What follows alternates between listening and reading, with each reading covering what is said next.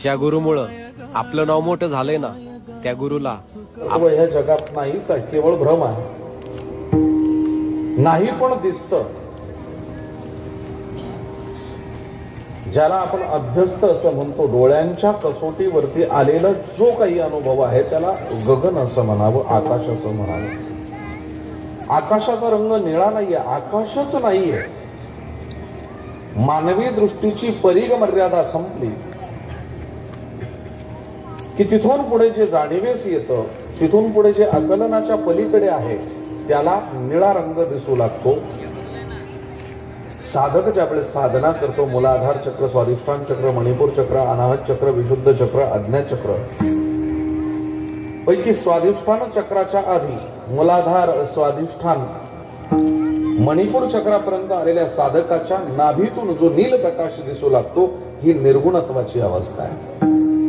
निर्गुण स्वरूपाचं ब्रह्म मी बघितलं असं माऊली ज्ञानोबराय सांगतात. गगनाचे प्रावरण, ज्याला रूप नाही, वर्ण नाही, गुण नाही, क्रम तर अजिबात लावू नका. रूप गुण वर्ण, रूप गुण वर्ण, गुण रूप वर्ण हा क्रम लावण्याची आवश्यकता नाही. तीनही ज्या गोष्टी आहेत त्या निषिद्ध वाटतात असं माऊली ज्ञानोबराय सांगतात. त्याला रूप गुण वर्ण काहीच नाही.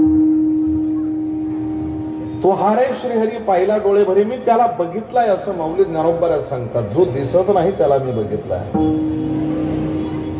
जे दिसत नाही ते बघण्यासाठीची इंद्रिय, डोळे मुबलक आहेत का, पुरेसे आहेत का, तर माऊली ज्ञानोबराय त्याचं उत्तर देतात. पाहते, पाहणे, दुरी सारोण्या. पाहता शब्द उच्चारला की बघितल्यानंतर त्याचा असा अर्थ होतो. पण पाहते म्हटलं की पाहणारी इंद्रिय म्हणजे डोळे. हे डोळे बाजूला सारून मी त्याला बघितलं, याचा अर्थ मी त्याला अंतरचक्षु, ज्ञान चक्षु, त्याच्याही पलीकडे भावचक्षु, कुठल्या तरी चक्षुनं बघितलं. पण ह्या चर्म चक्षुंना ते दिसू शकत नाही, ते मी बघितलं. याला अनुभूती म्हणतात. कारण प्रमाणाच्या प्रक्रिया आहेत. अनुपलब्धी, अर्थापत्ती, उपमान, अनुमान, शब्द आणि प्रत्यक्ष. शब्दानं होणारं ज्ञान, प्रत्यक्ष होणारं ज्ञान, अनुमानानं होणारं ज्ञान, त्यापैकी अनुभवातलं ज्ञान अत्यंत महत्वाचं. मग प्रत्यक्ष दिसणारी वस्तू ही सत्य आहे. प्रत्यक्ष को प्रमाण की आवश्यकता क्या है?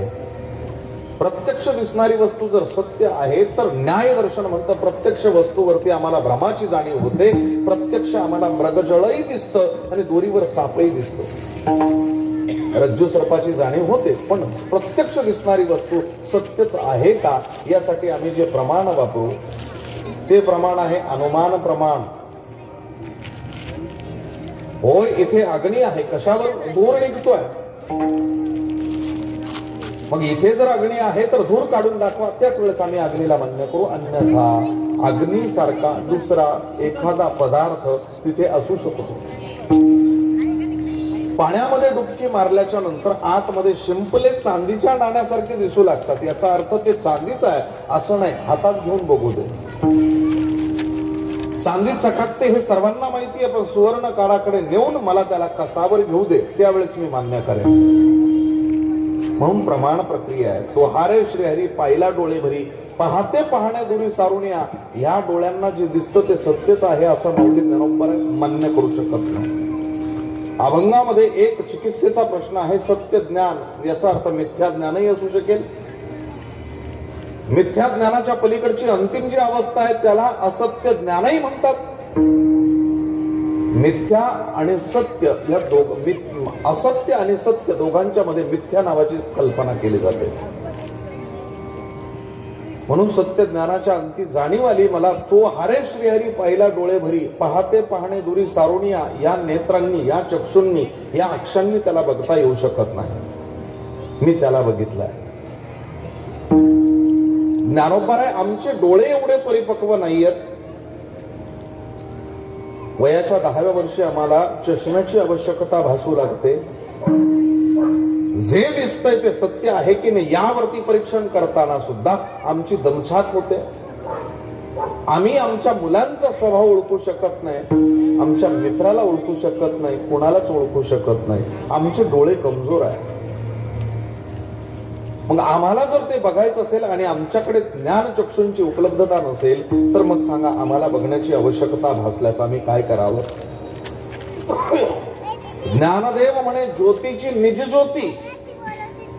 जर तुम्हाला निर्गुण बघता येत नसेल तर त्याचं मूळ स्वरूप ते हे मूर्ती उभी विटेवरी, तो विटेवर असणारा पांडुरंग परमात्मा.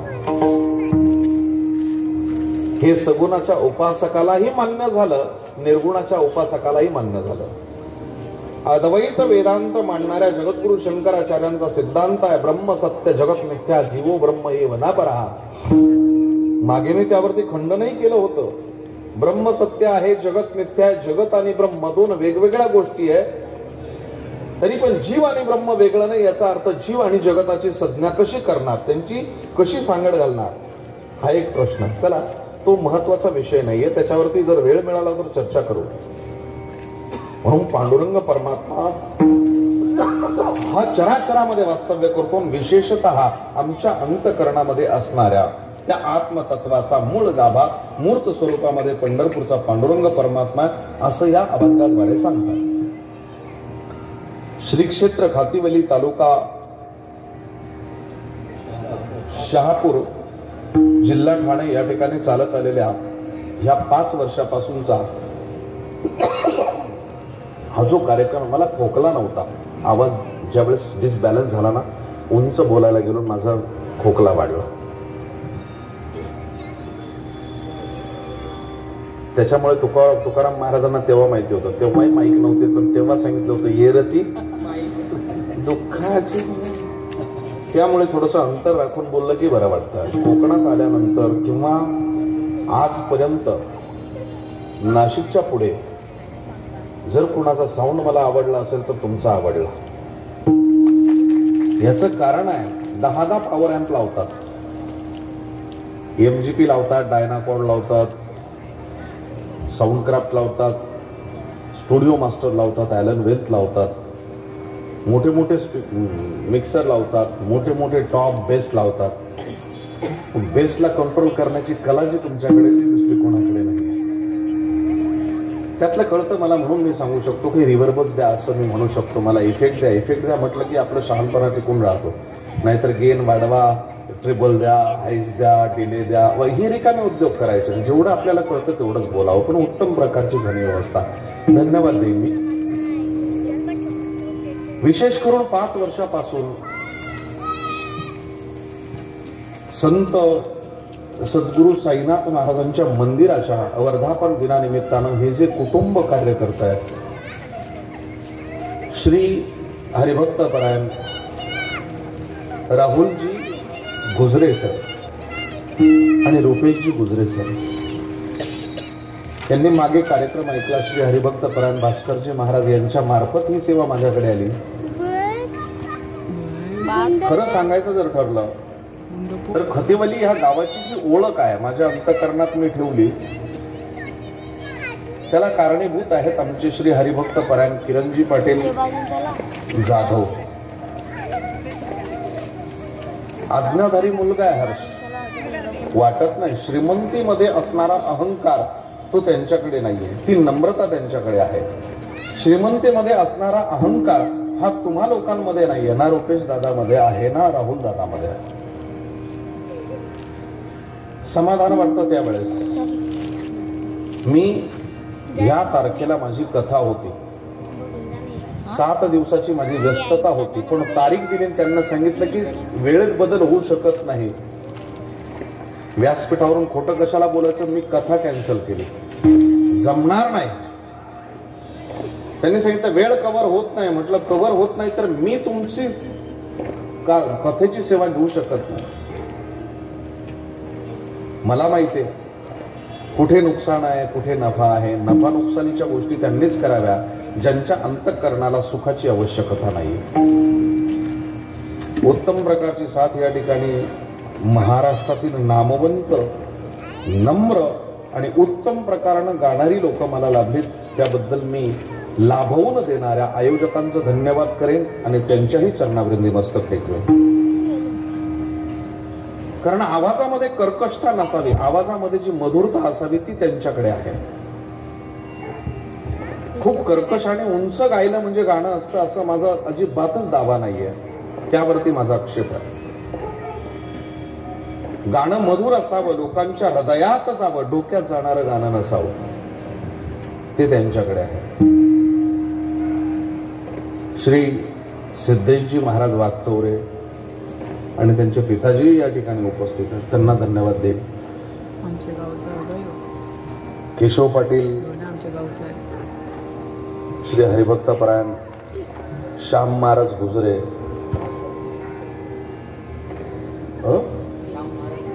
गुजरेच बोलू. ही जी मंडळी आहे ह्या कार्यक्रमाला मूर्त स्वरूप आणतात. मला विशेष धन्यवाद या लोकांचे द्यायचे की एवढा छान उत्सव एका दिवसाचा करता आहात तुम्ही. 7 दिवस केला तर कसा होईल. याचा अर्थ ती कथा या कार्यक्रमासाठी बुडवली आणि 2-2.5 लाखाला लात मारली म्हणून इथे कथा करा मी हा आग्रह धरणार नाही. कारण कथेच्याही पलीकडे गेलेले लोक आहात तुम्ही. सर्वांच्या चरणावरती मस्तक टेकवतो, साष्टांग प्रणिपात करतो, दंडवत करतो.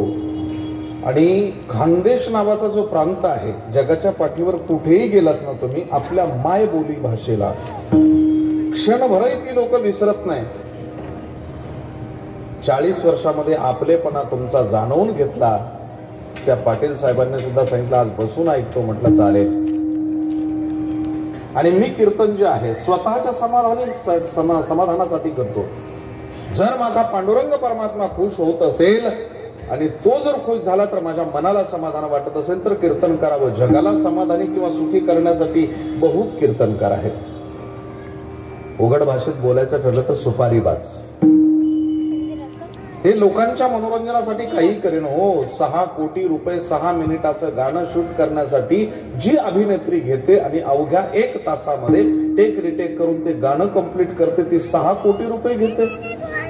नाही आवडलं आपल्याला तर 200-250-300 रुपयाचा रिचार्ज मारणारी लोक अंगठ्यानं तिला बाजूला करतात. जर 6 कोटीची किंमत आपल्या नजरेमध्ये नाहीये तर एक श्वास जो आहे ना, हा श्वास कोट्यावधी रुपये देऊन आपल्याला मिळू शकत नाही. त्यातले 2 तास तुम्ही जर आमच्या समोर देता तर तुमच्या जीवनाचं कल्याण करण्याचाच हेतू आमचा असला पाहिजे. आमच्या कल्याणाचा विचार करून उगाच दोघांनाही नरकात घालायचं नाही. हीच ती परंपरा. साईबाबांची परंपरा तीच आहे, स्वामी समर्थांची परंपरा तीच आहे, संत गजानन महाराजांची परंपरा तीच आहे, राष्ट्रसंत तुकडोजी महाराजांची परंपरा तीच आहे, संत गुलाबराव महाराजांची परंपरा तीच आहे, सद्गुरु शंकर महाराजांची परंपरा सुद्धा तीच आहे. पण हे अलीकडील जे संत आहेत हे संत समजण्यासाठी त्यांचं कार्य समजणं गरजेचं आहे. मी मुद्दामून विचारलं, म्हटलं राहुल दादा मला एक सांगा, ही मूर्ती जयपूरहून आणली का हो? ज्या वेळेस तुमच्या अंतःकरणामध्ये ईश्वराबद्दल प्रेम निर्माण होतं तर दगडही बोलू लागतो. पण ते जाणून घेण्यासाठी तुमच्या अंतःकरणात प्रेम असावं लागतं. ते प्रेम जर नसेल तर ईश्वर दगड काय हाडामासाची माणसं सुद्धा तुमच्याशी बोलू शकत नाही. म्हणून आता हा अभंग निवडलेला आहे. ह्या अभंगावरती आपल्याला चर्चा करायची. मिड थोडा कमी करा, शेवटी येते. सत्य ज्ञानानंत गगनाचे प्रावरण नाही. हा अभंग ज्ञानोबरांची अनुभूती आहे.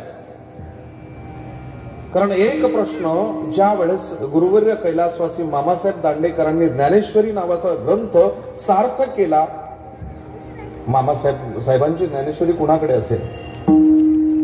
पहिले जे 84 पानं आहेत त्यामध्ये एक शंका त्यांनी केली होती की ज्ञानोबरा 1 नसून 2 नसून 3 आहेत असा वार्तिककारांचा, चिकित्सकांचा एक अंदाज वाटतो. आणि त्यावरती ते ठाम होण्याच्या आत याला स्पष्ट करावं लागेल. पण त्यांनी स्पष्ट करण्याच्या आतच त्यांचं निर्वाण झालं. का तर ज्ञानोबरा 3 असावेत.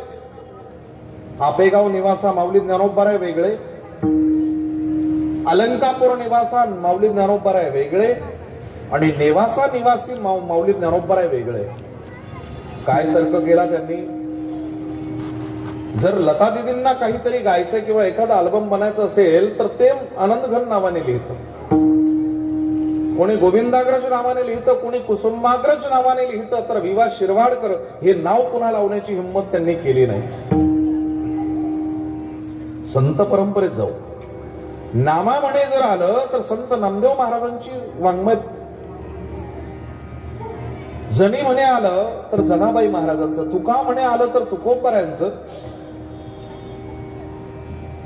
पण बाळपरकुमा देव आलं तर माऊली ज्ञानोबरायांचं, ज्ञानदेव म्हणे आलं तर माऊली ज्ञानोबरायांचं, आणि म्हणे निवृत्ती दासू आलं तरी माऊली ज्ञानोबरायांचं. मग हे असं का? हे प्रश्न प्रत्येकाला पडले पाहिजेत, पडतात. यांची उत्तर देण्यासाठी जी अभ्यासाची परिसीमा आहे ती परिसीमा गाठण्यासाठी आजचा अभ्यासक तयार नाहीये. हे दुर्भाग्य. मागे मी त्या गोष्टीचा उलगडा केला. ज्ञानोबराय 3 नसून एकच आहेत, फक्त ज्ञानोबराय समजावे.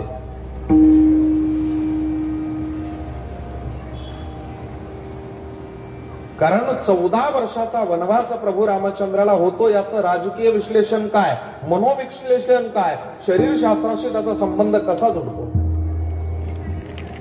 मी रामायणावरती PhD करत असताना 29 जुलैला माझं डॉक्टरेट कंप्लीट झालंय. बऱ्याच लोकांच्या अंतःकरणात प्रश्न होता, महाराज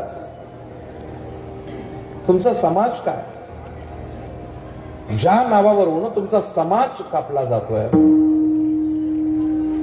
एवढं वैर पसरवलं जात आहे, त्या प्रभू रामचंद्राविषयी तुमची आसक्ती का? म्हटलं, जो उघड्या डोळ्यानं जगतो, ज्याला पडद्याच्या पलीकडच दिसतं, या जगात जो खरोखर आपल्या पूर्वजांच्या रक्ताचा वारस आहे, तो प्रभू रामचंद्राला आपला बापच मानेन. मीही मान्य करतो की या भारतातील नव्हे, ब्रह्मांडातील सर्वच्या सर्व पुरुष जातीचा, प्रत्येक जीव प्रजातीचा बाप त्यांचा पूर्वज प्रभू रामचंद्र हे मान्यच करावं लागेल.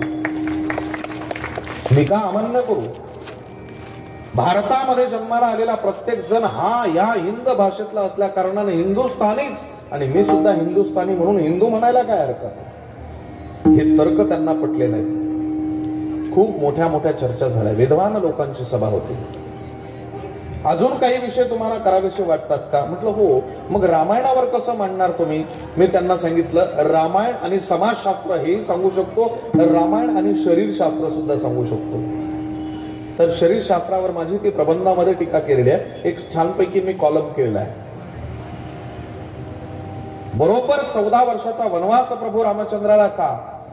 तर याचं कारण असं आहे की मानवी शरीरातले जे जीन्स आहेत, जे सेल्स आहेत, ते बरोबर 7 वर्षानं परिवर्तित होत असतात. पहिले नष्ट होतात, दुसऱ्याला जन्म देऊन निघून जातात. ही सेल परंपरा, ही जीन्स परंपरा. मग तुमच्यामध्ये जे सेल्स आहेत ते सेल्स 7 वर्षानंतर नष्ट होतात. कदाचित पहिल्या स्मृती शिल्लक असाव्या म्हणून पहिल्या पिढीची आठवण नको म्हणून 7 आणि 7 14 3 पिढ्या अंतर झाल्या की सगळं काही विसरून जाईल अयोध्येचं, आणि प्रभू रामचंद्र हे जगाच्याच बाजारात राहतील, पुन्हा अयोध्येचा विचार करणार नाही. हा विचार कदाचित असावा. 12 वर्षाची तपस्या ते सुद्धा हेच आहे. म्हणून शरीर जे आहे, या शरीराला सवय लागावी. शरीराच्या सवयीनुसार तुमचं मन एक वेळेस नाही म्हणाला तर शरीर तुमचं तयार होईल. एक सिद्धांत असा आहे की धर्मराजा युधिष्ठिर ज्या वेळेस मृत झाले असं म्हणतात, तर त्यांचा सकाळी सकाळी सूर्यदर्शनाच्या वेळेस मंत्र म्हणून अर्घ्य देण्याचा एक नियम होता.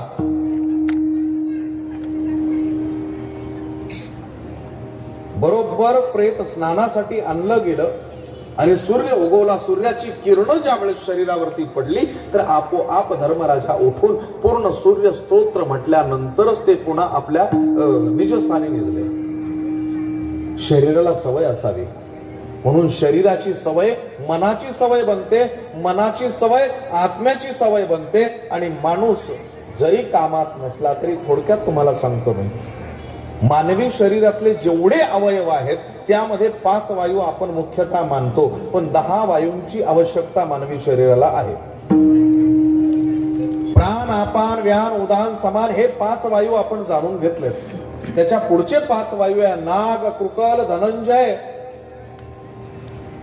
हे जे वायू आहेत ना, त्यापैकी एक वायू आहे तो पापण्यांची उघडझाप करतो. एक वायू आहे, श्वास केव्हा घ्यायचा, केव्हा शरीराला श्वासाची आवश्यकता आहे, हे सगळं हे सेन्स आहे. म्हणून मानवी शरीराला सवय लागावी, तीच मनाला लागावी, तीच आत्म्यापर्यंत, तीच चित्तापर्यंत, आणि त्यानंतरच मनुष्य शुद्ध होतो. मी अभंगाकडे येण्यापूर्वी एका विषयाला थोडस चर्चा करणार आहे, कारण तो गरजेचा विषय आहे. कारण सुशिक्षित लोकांच्या दुनियेमध्ये, सुशिक्षित लोकांच्या जगामध्ये प्रतिष्ठा प्राप्त न झालेला एक विषय जो आहे, जो अप्रतिष्ठित राहिला आणि लोकांनी त्याला अंधश्रद्धा म्हणून बाजूला काढली, त्यावरती मला प्रकाश टाकायचा. एक मलेशियन युनिव्हर्सिटी आहे, त्या युनिव्हर्सिटीतला एक मित्र मला पीएचडीच्या प्रबंध सादरीकरणाच्या काळात भेटला. त्यानं सांगितलं की पूर्वी तुम्ही एक पीएचडी केलेला आहे, आता पुन्हा 2 विषय घेऊन पीएचडी करता आहात आणि तो मल्टिपल विषय आहे. म्हटलं हो. यानंतर तुम्ही काय करणार? म्हटलं मी गप्प बसणार नाहीये, मी कुठला तरी नवीन विषय बघणार. काय आहे तुमच्या डोक्यात? मी त्यांना सांगितलं मी स्टार्ट पण केलेलं, मी ऍस्ट्रॉलॉजीचं बघतोय. त्यांनी सांगितलं ते बाजूला ठेवा. तंत्र विषयावरती तुम्हाला रस आहे का? मी त्यांना सांगितलं तंत्र, हे तंत्र वगैरे जे तांत्रिक प्रक्रिया, ह्याला प्रतिष्ठा नाही हो भारतामध्ये. त्यांनी सांगितलं प्रतिष्ठा नाही, पण विज्ञानाच्या जोरावर तुम्ही जर सिद्ध करू शकलात तर मी मलेशियन युनिव्हर्सिटीमध्ये तुम्हाला ऍडमिशन करून देऊ शकतो, सादरीकरण करू शकतो तुमचं, तिथे मी प्रेझेंट करू शकतो तुम्हाला. आणि त्यांनी ती प्रक्रिया केली आणि त्यानंतर तंत्र विषय हाताळण्यासाठी घेतला. सूक्ष्म ऐका, गरज आहे याची. तंत्र म्हणजे काय? तंत्र म्हणजे टेक्निक. तांत्रिक म्हणजे काय? टेक्निशियन. ज्या वेळेस एखादा व्यक्ती नाना प्रकारच्या विविध अशा पार्टला एकत्र करून एक नवीन यंत्र तयार करतो, त्याला टेक्निशियन म्हणतात. आणि ती जी पद्धत आहे त्या पद्धतीला तंत्र असं म्हटलं जातं. कुठे येते ही कामाला? याचं कारण तुम्हाला सांगून ठेवतो. तुमच्याकडे मृत्यूनंतर 10 संस्कार करण्याची प्रक्रिया असेल, म्हणजे भडागणी देण्याची. जाळतात लोक तुमच्यात, बरोबर ना? उत्तर देत चला. माझं काय होईल मला माहिती नाही बाबा, पण मग तुमचं तरी जाळलेलं बघितलं असेल आणि अनेक लोकांना जळताना बघितलं असेल. स्वतःही जळत असाल ना कधी कधी, पण तुमचं जळणं वेगळं आहे. त्या जळण्यातून काही उपयोग होणार नाही. तुम्ही तुमच्या मनाला, तुमच्या भावनांना जाळता आहात. जर जळायचं असेल तर एकच बार तुमचे सगळे विकार जाळा, निर्विकार व्हाल. ज्या वेळेस आपण चितेवरती प्रेताला ठेवतो, अग्नी देतो, अग्नी दिल्याच्या नंतर पाणी फिरवलं जातं बघा. संत वाङ्मयामध्ये पुरावा आहे. फिरविला घट फोडिला चरणी, महावाक्य ध्वनी बोंब झाली. ते पाणी दिलं जातं ना, ते पाणी बरीचशी लोक असं फिरतात त्या. पण खरं सांगू मी तुम्हाला, ते उलटे फेरे मारायचे असतात. ते सरळ मारल्यामुळे उलटे होतात, उलट फेरे मारायचे. तर ते पाणी फिरवत असताना जो पाणी फिरवतो तो नखशिखांत ओला झालेला असतो, वस्त्र त्याची ओली झालेली असतात. सोबत जे कोणी असतं त्यालाही ओलं केलं जातं आणि सर्वांगावरती, अंगावरती पाणी घेऊन जमिनीवरती टाकलं जातं, प्रदक्षिणा केली जाते. त्यानंतर तो निघून जातो. त्याच क्षणामध्ये बरोबर एक स्फोट होतो, ज्याला घटस्फोट असं म्हणतात. आपण सध्या डिवोर्सला घटस्फोट म्हणतो, पण घटस्फोट तो आहे, ह्या घटाचा स्फोट होणं. ज्यावेळेस घट फुटला जातो तर त्याच्यामध्ये स्फोट होतो. नेमकं काय फुटतो हो त्या चितेमध्ये? काय फुटतं? मला माहिती आहे, तुम्ही उत्तर द्याल. काय फुटतं? अहो चितेमध्ये काहीतरी फुटतं ना, काय म्हणतात त्याला? कवटी म्हणतात. ह्या कवटीनं पक्ष फोडली, घरं फोडली, ह्या कवटीनं काय काय फोडलं. एवढ्या सहजासहजी कवटी फुटेल ती? सर्वात जास्त मशागत कवटीवर झालेली असते. तेल लावून लावून लावून मशागत करून भरलेलं असतं ते. कवटी नाही फुटत. शरीरातला धनंजय वायू जो आहे पोटाच्या बाहेर निघतो, निळा प्रकाश दिसू लागतो आणि छोटे छोटे बिंदू जमिनीवर येऊन पडतात. ज्या वेळेस त्या घटामध्ये त्या प्रेतामध्ये स्फोट होतो, स्फोट झाल्यानंतर लोक पंचांग स्नान करतात, आल्याच्या नंतर कसला तरी पाला खातात बघा, लिंबाचा पाला खातात. का खातात तो? याचं कारण असं आहे, तो पाला खाऊन माणसं चेक करतात नेमकी त्या वायूची बाधा मला झाली का. कारण जर नाकातून आतमध्ये गेला तर हृदयाला फुफ्फुसाला आजार करून जातो, त्वचेला लागला तर त्वचा विकार होऊ शकतो. एवढा खतरनाक तो वायू आहे, बरोबर ना. आता तुम्हाला पुन्हा प्रश्न विचारतो मी, आपण हे शरीर जे आहे, हे शरीर किती तत्वाचं बनलेलं मानतो? देह हा आणला 5चा उसरा. एका ठिकाणी एक शब्द आलाय बघा, त्याच्यावरती चिकित्सा करा. नैनन चिंदंती शस्त्राणी नैनन दहती पावकः. आत्मा मरत नाही, जळत नाही. आत्मा शरीर जो शरीरामध्ये जो आहे, आत्मा हा पृथक नाहीये, या मतावर मी गेलो. आत्मा वेगळा नाही. एकात्म शब्द आहे, अध्यात्म शब्द आहे. ज्यावेळेस त्याच्यामध्ये आत्म शब्द येतो, आत्म शब्द एकत्र येण्याच्या प्रक्रियेला एकत्रीकरण असं म्हणतात. म्हणजे 5 तत्व एकत्र करून त्याच्यामध्ये ऊर्जा भरण्याच्या कार्यक्षेत्रातल्या त्या कार्य सम्राटाला आत्मा असं म्हणतात. तो जळत नाही, वाहवत नाही, वाळत नाही, सुकत नाही, काही नाही. त्या आत्म्याचं थोडस चिंतन मी तुम्हाला सांगतो. पाण्याला नष्ट करता येऊ शकतं 100%. पृथ्वी तत्वाच्या मातीचं परिवर्तन करता येऊ शकतं, त्याला नष्टही करता येऊ शकतं. वायूला नष्ट करता येऊ शकत नाही, सुगंधित किंवा दुर्गंधित करता येऊ शकतं, विषारी किंवा शुद्ध करता येऊ शकतं. वायूला नष्ट करता येऊ शकत नाही. तेजाला नष्ट करता येऊ शकत नाही. बरीचशी लोक म्हणतात नाही नाही, हे जे तेज आहे, ह्या इथे लावलेल्या हायमास एलईडीज याचा जो प्रकाश आहे, बटन बंद केलं की तेज नष्ट करता येऊ शकतं. एक अंधारी खोली आहे, त्या खोलीमध्ये पूर्ण अंधार आहे. तुम्ही मेणबत्ती घेऊन गेलात आणि तिथे जर तो दीप प्रज्वलित केला तर पूर्ण खोली ही प्रकाशानं भरून निघेल. दिवा विझवला की पुन्हा तिथे अंधार उपलब्ध होईल. याचा अर्थ अंधार आणि प्रकाश या 2 वेगळ्या वस्तू नाहीच, एकमेकाचीच रूप आहेत. त्याचं फक्त परिवर्तन होत असतं म्हणून नष्ट होत नाही. तेज तत्व नष्ट होत नाही. आप, तेज, वायू, बरोबर आहे की नाही. आप म्हणजे पाणी सोडून द्या. तसं तेज तत्व, वायू तत्व हे नष्ट न होणारी तत्व आहेत. मग जर ही नष्ट होत नाही, त्यातलं हे भारताच्या सीमेवर आले. एका शेतकऱ्यानं सांगितलं, कोण कुठले तुम्ही? आम्ही बाहेर देशातले, ग्रीकचे रहिवासी. इकडे कुठे काही नाही, संमेलनात चाललोय. कुठला विषय घेऊन चालला? त्यावेळेच्या शेतकऱ्यांना तेवढं ज्ञान होतं. आता नेटकऱ्यांना जास्त ज्ञान आलंय, कारण व्हॉट्सअप युनिव्हर्सिटी जोरात आहे. त्या काळचे शेतकरी ना आजचे नेटकरी. आम्ही वारकरी बसलोय टाळ्या वाजवत. कोणी यावं. आमच्या तत्वातलं एक तत्व मला मान्य नाही. कुठलं? आकाश तत्व. का तर आकाश नावाची वस्तू ह्या जगात नाहीच आहे. दृष्टीचा पैक संपला झालेला भ्रम म्हणजे आकाशाचा रंग निळा. आकाशच नाहीये, रंग कुठून आला? त्याला सांगितलं आकाश आहे ना. शेतकऱ्याला ते दिवाणाने सांगितलं तुला तरी काय करते? त्यानं सांगितलं मला कळत नाही म्हणून सगळे मला छेडतात.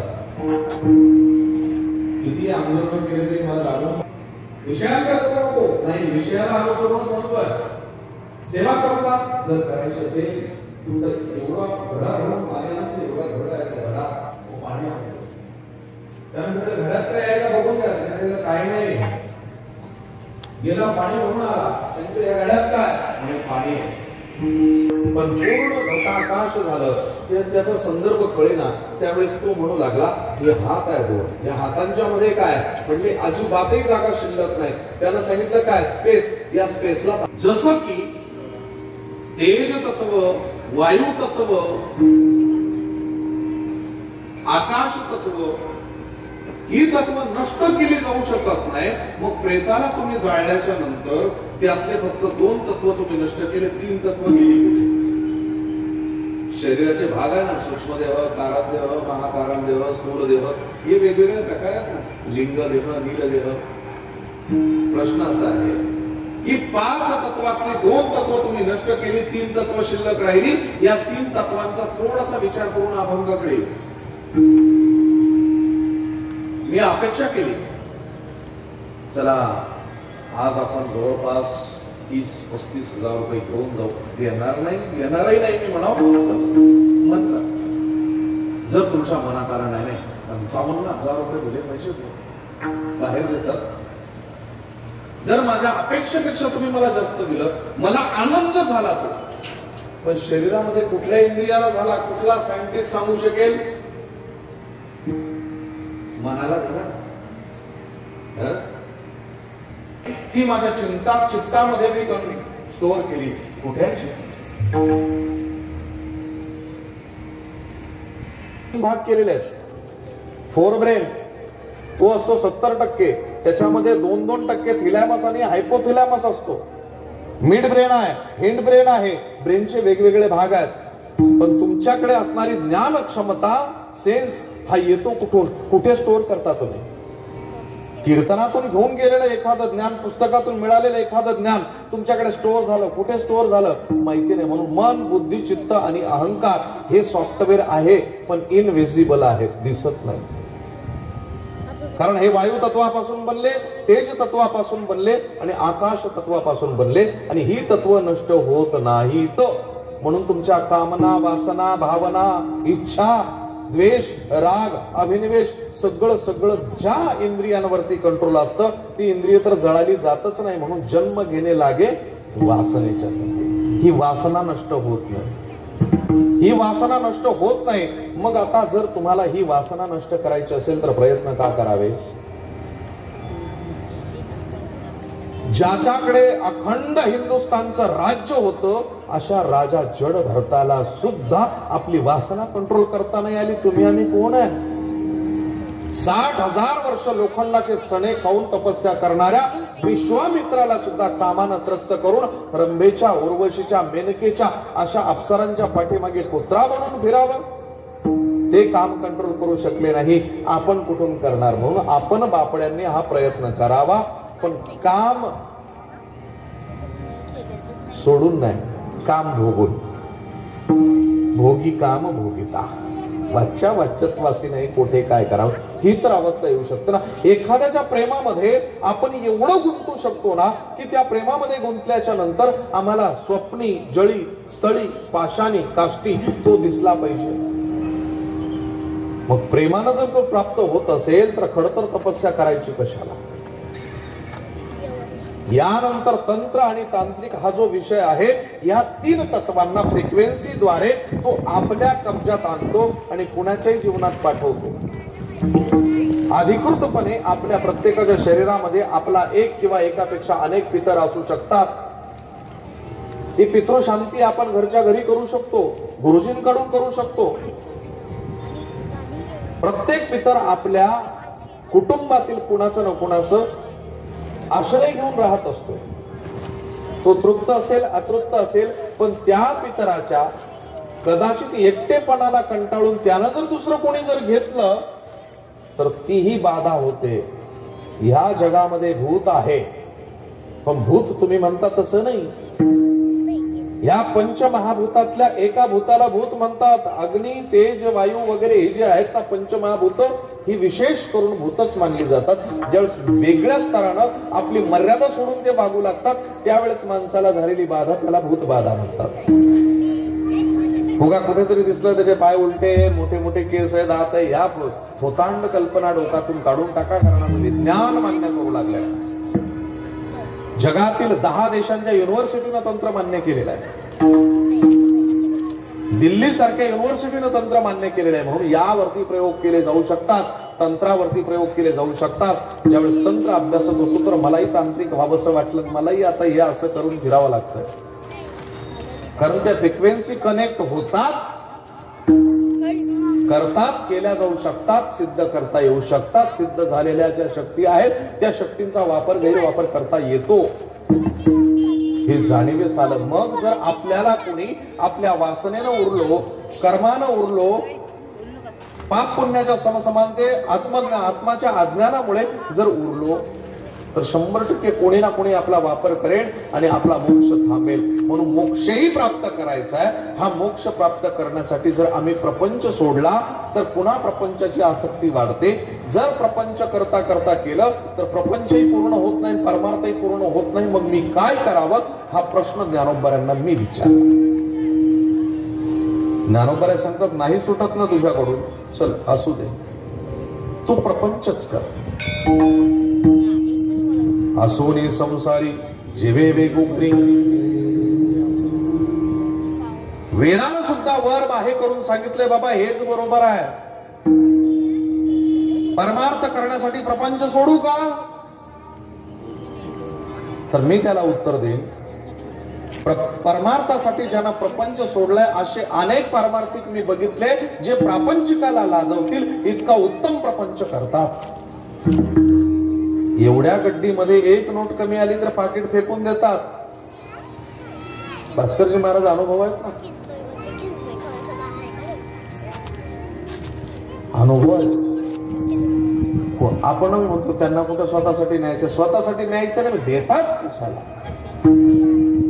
ज्यानं हरिहरी करण्यासाठी पूर्ण पापाचं हरण करून आपल्या सर्व कुटुंबाचा त्याग केलाय त्याला कौटुंबिक आसक्ती तुम्ही वाढवतात, खरं पाप तुम्ही करता. अजून सांगू तुम्हाला, मग प्रपंच केला परमार्थाचा जर आम्हाला विसर पडला तर आम्हाला ती प्राप्ती होईल का?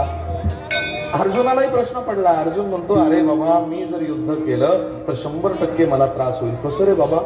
धर्मक्षेत्रे कुरुक्षेत्रे समवेतायुयुस्सम मामका पांडवश्चैव किम कुर्वत संजय. प्रारंभ झाला. भगवान श्रीकृष्ण परमात्मा सांगतात अर्जुना तुझ्याकडे असणारा देवदत्त शंख तुझ्या ओठाला लाव, फुंकर मार, सिंहनाद कर, युद्धाला प्रारंभ करायचा आहे. माझा पंचजन्य शंख मी हातात सुद्धा घेतलाय.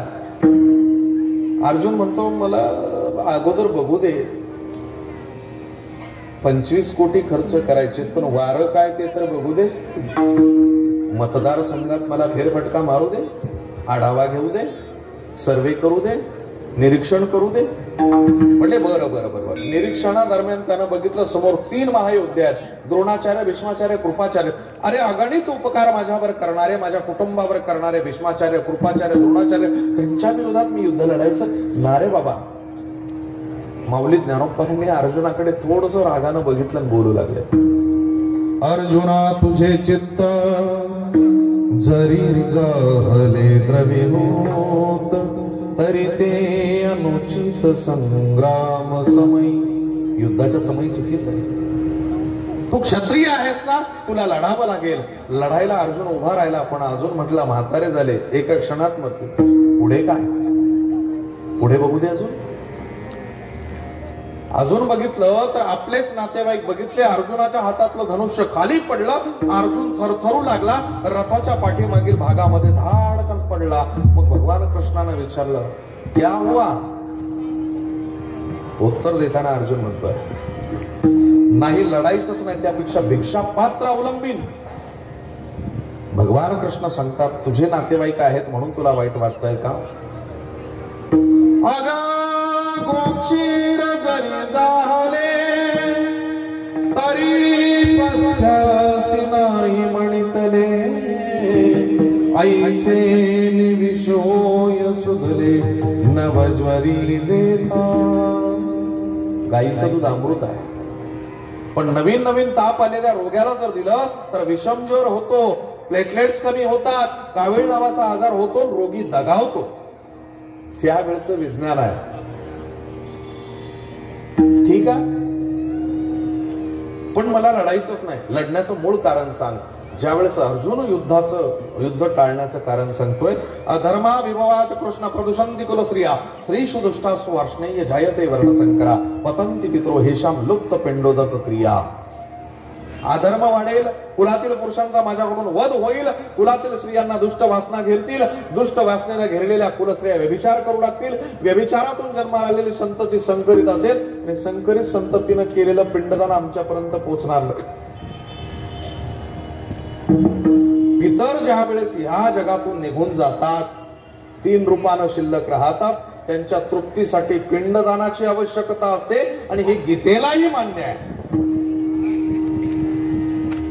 लोकांनी किती मोठ्या पुण्यतिथ्या घातल्या आणि स्वतःच्या मुलानं जर आपल्या अंगठ्यावरून थेंबर पाणी सोडलं नाही तर अतृप्तच राहतो.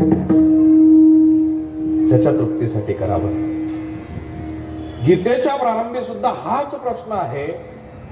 तर मग जर आम्ही आमच्या कुटुंबासाठी काही केलं नाही तर कसं आमचं कुटुंब आम्हाला स्मरण ठेवेल बरं? मी बोललो होतो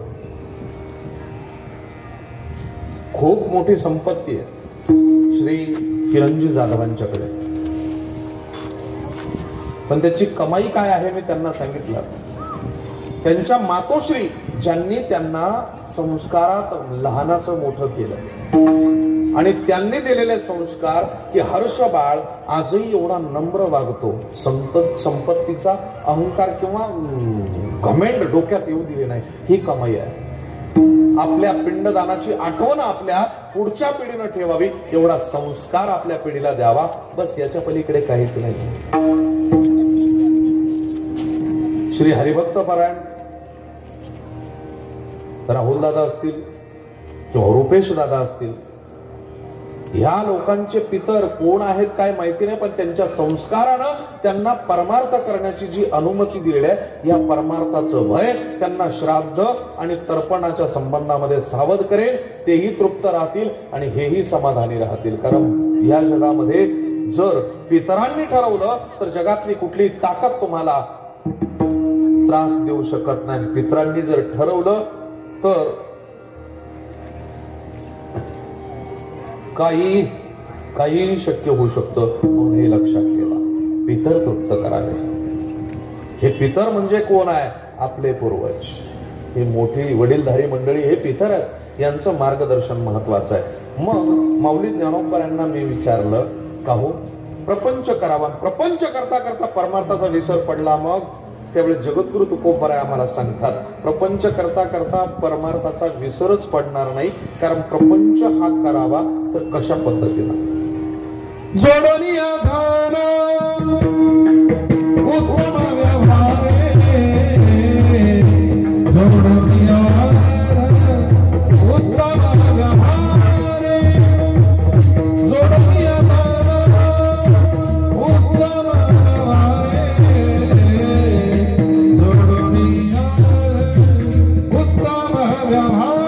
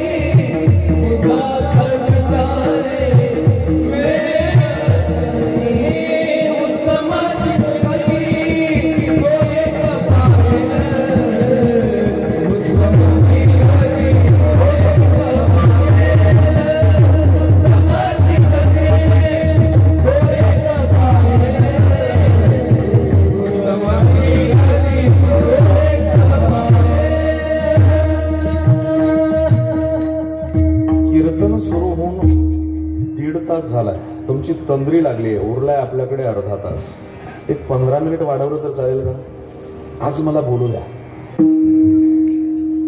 कारण तुम्हाला आई माझी बाप माझा ते ऐकून ऐकून तुम्ही सवय झाली असेल, पण हे नाही ऐकायला भेटणार तुम्हाला. उत्तम प्रकारचा प्रपंच करा, परमार्थ करायची गरजच नाही, पण प्रपंच करता करता लबाड्या करून जर परमार्थाकडे तुम्ही जात असाल तर ते उपयोगाचं नाही. उपयोगाचं नाही. म्हणून प्रपंचच उत्तम रीतीने करा. परमार्थ करायची गरज भासणार नाही. पण परमार्थ करता करता प्रपंच केला तर हेही गेलं आणि तेही गेलं. एक ब्रह्मचारी गाढवा झोंबता. ब्रह्मचर्यही जात, माणूसपणही जात. काही उपयोग नाहीये. म्हणून जर आपल्याला खरोखर योग्य रीतीने जगायचं असेल तर प्रपंचात राहून परमार्थाचा आनंद घ्यावा कसा. जर परमार्थ करायचा असेल तर परमार्थ करताना पहिली गोष्ट लाज सोडावी लागते. पण लाज सोडून केलेला परमार्थ त्याला प्रसंत नाहीये. त्याला परमार्थ करताना लाज सोडणं गरजेचं आहे. पण लाज सोडून केलेला परमार्थ त्याला जमत नाही. शब्द माझे जरा विचित्रच आहेत. कारण काय झालं बरं का, किरणजी महाराज मगाशी त्यांना दाखवलं. युट्यूबला सर्च केलं जलाल महाराज की दुसऱ्या तिसऱ्या क्रमांकाला माझी एक व्हिडिओ येतो. एबीपी माझाच्या माझा कट्ट्यावरती मी पाहुणा होतो. पहिलाच वारकरी, पत्रकार सगळे बसलेले आणि सगळं संपलं. मी निघणार, थोडा आवाज द्या, मी निघणार. तोच जे वृत्त निवेदक होते राजीवजी खांडेकर, त्याने सांगितलं महाराजजी एक सांगू. म्हटलं बोला.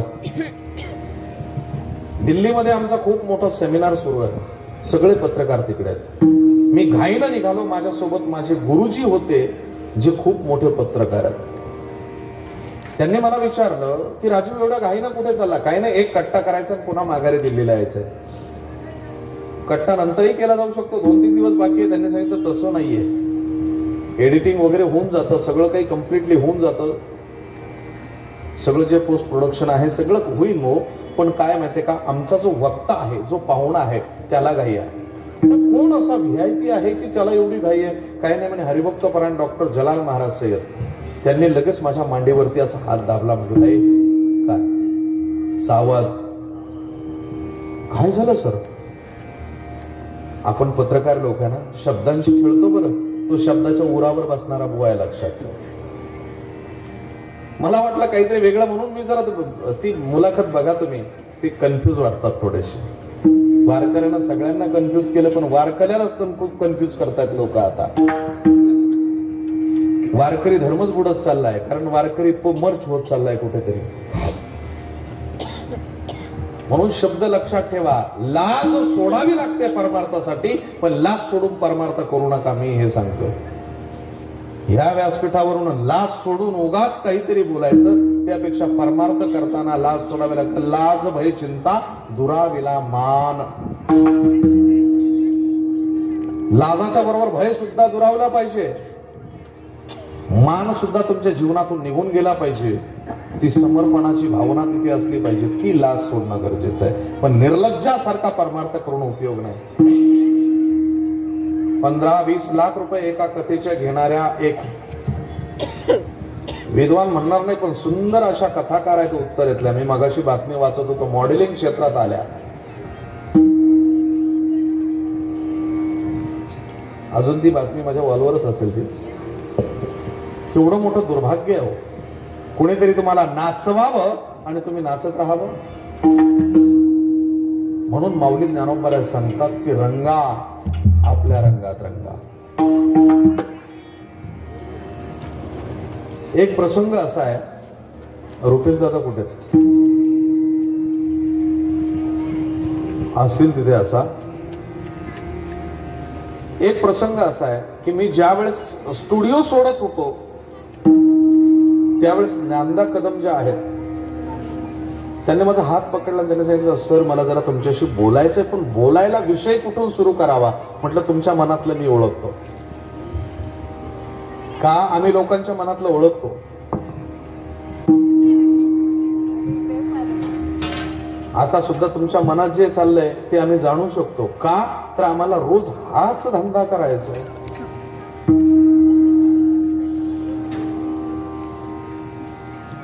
मग मी त्याला सांगितलं, म्हणलं एव्हाना तुमचं मुखावलोकन करत असताना तुमच्या चेहऱ्यावर येणारं हास्य तुमच्या हृदयातल्या सगळ्या भावना व्यक्त करतात, पण आज तुमच्या ओठावर येणारं हास्य तुम्हाला ओढून ताणून आणावं लागलं, याचा अर्थ 100% तुमच्या हृदयामध्ये कुठेतरी एखादा पार्ट जखमी झाला, जखम भळभळ वाहते आणि त्याच्या वेदना तुमच्या चेहऱ्यावरती उमटलेल्या आहे. किती हे शब्द? म्हटलं हो. तिने सांगितलं हो बघा ना, काही करता येऊ शकेल का? मी त्यांना सांगितलं एकच फक्त उपाय सांगतो, तुम्ही सुद्धा तो करा. सुखी व्हायचंय ना तुम्हाला, तेवढा उपाय करा. माझ्या तुकोबरांची फिलॉसॉफी पण माझ्या शब्दात मी मांडतो. ये दुनिया कल भी थी प्यारे और कल भी रहेगी, ये दुनिया कल भी थी और कल भी रहेगी, ना तुम कल थे ना कल रहोगे, इसीलिए आज जो काल के पास में तुम बंदे हो, ये दिन जी लो. आजचा दिवस जगून घ्या. घडलेल्या गोष्टींचा पश्चाताप आणि घडणाऱ्या गोष्टींच्या चिंतेमध्ये घडत असणारा वर्तमान काळ तुम्ही बिघडवू नका. आज जगून घ्या ना. आजचा दिवस जगत नाही, घडणाऱ्या गोष्टी घडलेल्या गोष्टींच्या उगाच तुम्ही उधेडबुनमध्ये का गुंतलाय मला तेच कळत. 14 दिवस जगणारं फुलपाखरू इतकं आनंदानं जगत, हे शिकवताना मुक्ताई चांगदेवाला म्हणते 1400 वर्ष जगला कशाला? ज्ञानाच्या ओझ्यानं दबून जाण्यापेक्षा प्रेमाच्या आनंदानं न्हावून निघा. म्हणून माऊली ज्ञानोबाराय आपलं जीवन जगायला सुरुवात करतात. बरोबर 15 ऑगस्ट 1275 ला ज्यांचा जन्म झाला, बरोबर 1297 ला ज्यांची समाधी आहे, 22 वर्षाच्या आयुष्यामध्ये माऊली ज्ञानोबाराय किती वर्ष जगले हे मी तुम्हाला विचारलं तर उत्तर तुम्ही देऊ शकणार नाही. प्रश्न साधा आहे ना. 22 वर्षाच्या आयुष्यामध्ये ज्ञानोबाराय किती वर्ष जगले? कारण जगणं आणि जिवंत राहणं आम्ही एकच मानून घेतलं. जिवंत कुत्रे आहेत, गाढवा आहेत, बैल आहेत, सगळेच आहे, पण त्यातलं जगत कोणीच नाही. आणि माणसं गाढवापेक्षाही खाली गेले. पेन्शनर झाल्यानंतर सुद्धा त्यांना जिवंत राहण्याची आशा आहे, जगण्याची नाही. जगणारी लोक खूप कमी आहेत. संत साईबाबा जगणाऱ्यांपैकी आहे, जिवंत राहणाऱ्यांपैकी नाही. 22 वर्षाच्या आयुष्यामध्ये 2 वर्ष जगणाऱ्या माऊली ज्ञानोबारांचं जगणं कसं आहे या अभंगात येतं बघा कसं. ऐका. 22 वर्षाचं आयुष्य आहे, पण 16 वर्ष आपल्या गुरुच्या प्रती समर्पित करून दिले. म्हणे निवृत्ती दासू अवधारी जोजिये, निवृत्ती दादाला दिले. ज्ञानेश्वरीच्या लेखनापर्यंतचा काळ. पुढील 4 वर्ष आपल्या भावंडांना दिली. बाप रखुमा देवीवरू, बाप म्हणजे विठ्ठलपंत गोविंदपंत कुलकर्णी, रखुमा म्हणजे रुक्मिणी माता, आणि आपल्या आईचं नाव अजाणतेपणानं घेतलं रुक्मी देवी वरू म्हणजे पांडुरंग परमात्मा. आपल्या आई वडिलांचं कार्य करत असताना आपल्या कुटुंबावरती ज्यांची कृपा आहे त्या पांडुरंग परमात्मा चौघांवरती समर्पित करून जे जीवन जगले ते जीवन जगण्याला बाप रखमा देवरू 4 वर्ष. हे जिवंत राहण्याचा काळ आहे, पण आपल्या भावंडांसाठी 2 वर्ष माऊली ज्ञानोबाराय जगले ना, याचं मी थोडस विश्लेषण करतो. नामा मने आता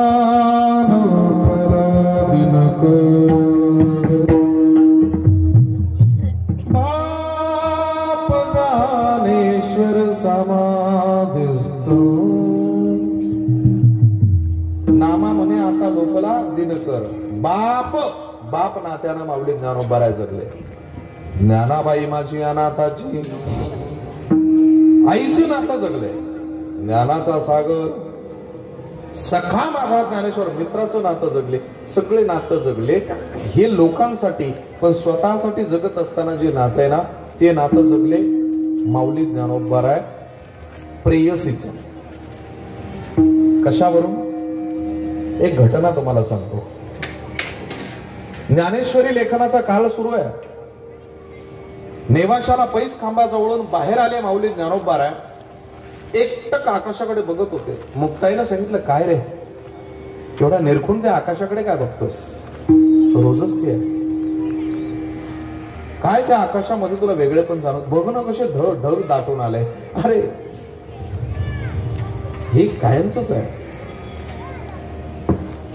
हे ढग दाटून येतात ना, हा त्याचा स्वभाव आहे. नाही ग, या ढगांकडे बघून मला काहीतरी सुचतंय. काय सुचतंय रे दादा? ज्ञानोबांनी उत्तर दिलं, उदका माझी बिजू. काय उत्तर दिलंय? उदका माझी बिजू म्हणजे त्या ढगांमध्ये पाणी. मग रे, उदकाचे न्यावेशे लखलखीत तेज प्रकाशे. ज्ञानोबा त्यावेळेस सायंटिस्ट होतात आणि ते सांगतात, दोन ढग एकत्र आले, घर्षण झालं की विजेची निर्मिती होते. तेच ज्ञानोबा राय आहेत आता 22व्या म्हणजे 20 ते 22 वर्षाच्या कालखंडामध्ये आता आकाशाकडे बघतात. मुक्ताई म्हणते, अजूनही तुझ्या डोक्यातून काही वेगळं निघतंय का रे? त्यानं सांगितलं, त्यावेळेस दोन ढग एकत्र आले आणि विजेची निर्मिती झाली हे मला जाणवलं, पण आता दोन ढग एकत्र आल्यानंतर यातून पाऊस बरसणार आहे, थुई मोर नाचणार आहे, मातीला सुगंध येणार आहे. आता भावनेनं जागृत झाले. आता शब्द काय आहेत बघा. घनुवाजे घोणा घोणा वारा वाहे रोणा झोणा. घनुवाजे घोणा घोणा वारा वाहे रोणा झोणा. भवतारक भाकाना बेरी भेटवा.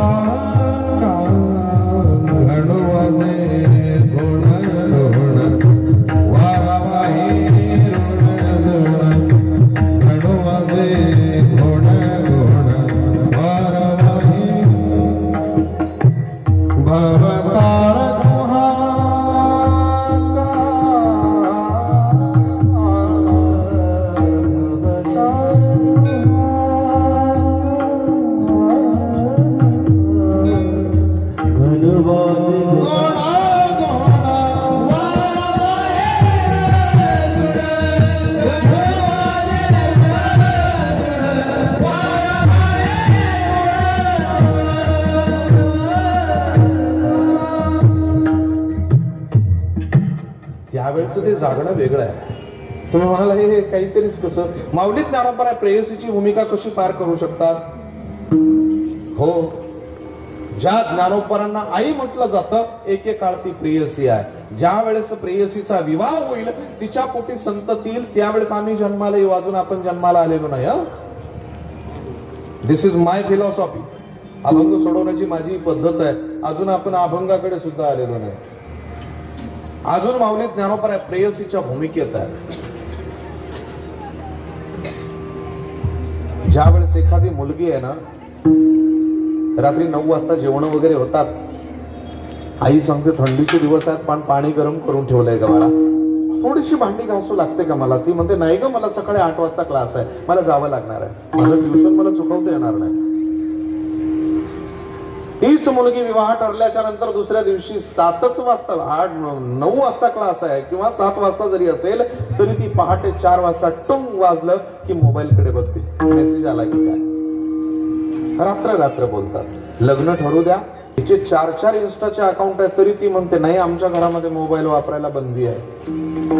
तो त्याचा गहाण ठेवतो, नीला मोबाईल घेऊन देतो, रिचार्जही तोच मारतो. जोपर्यंत लग्न होत नाही तोपर्यंत केवढा मोठा सायास हो.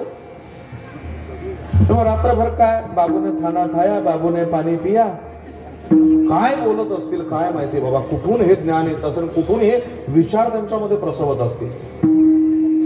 रात्रभर बोलतात तरी पण पहाटे सुद्धा तेवढी सजगता. ज्ञानोबा प्रेयसी झाल्यावर काय होतं माहितीये त्यांना? हो, ताप येतो. ताप आल्याच्या नंतर त्यानंतर त्यावेळेच्या आई म्हणत नव्हत्या, बाळा तुझ्या अंगामध्ये उष्णता वाढली, चल बरं जरा तुला एक डेफेनेक प्लस देते, डॉक्टरकडे जाऊन, बरं चल जास्त काही नाही, एक पॅरासिटामॉल घे. असं नव्हतं त्यावेळेस. त्यावेळेच्या प्रक्रिया चंदन चोळायच्या अंगाला. ज्ञानोबांच्या अंगालाही चोळलं. ते काय म्हणतात माहितीये?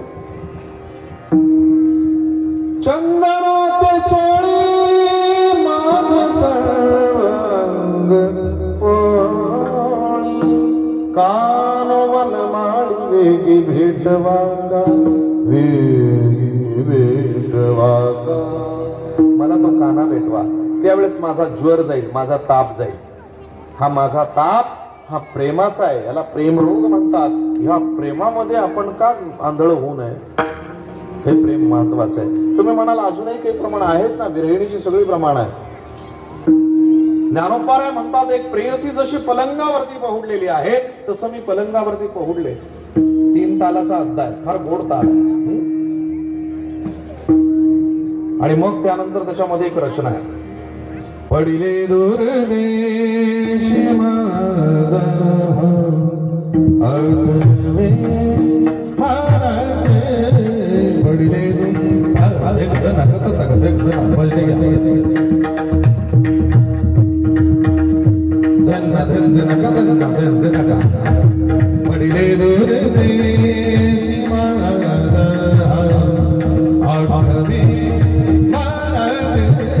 पडिले दूर देशी माझा आठवे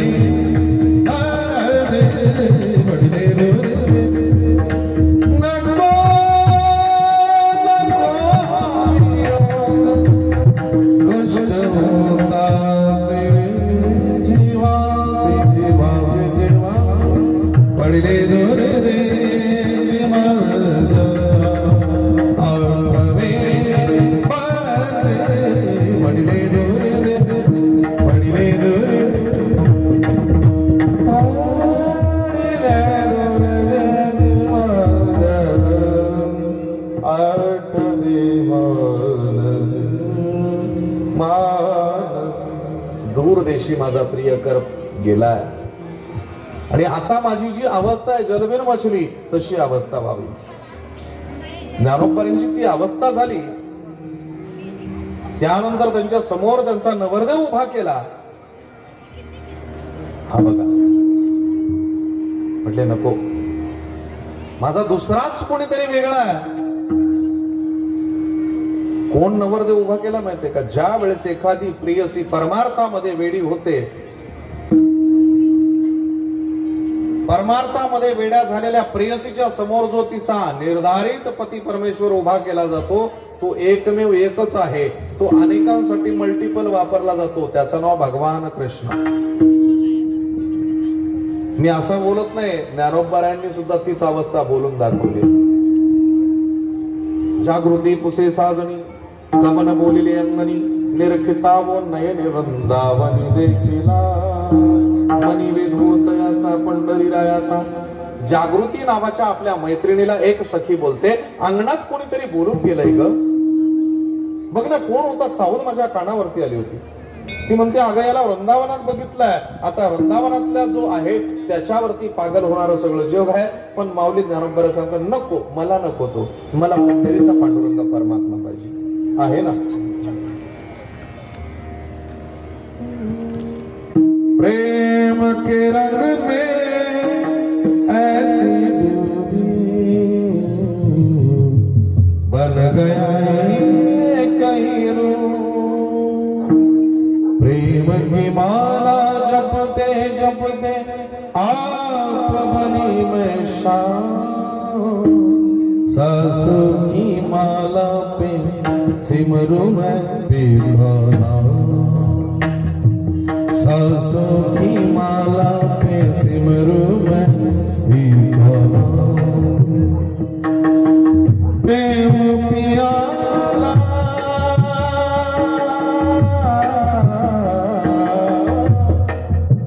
प्रेम पियाला जब से पिया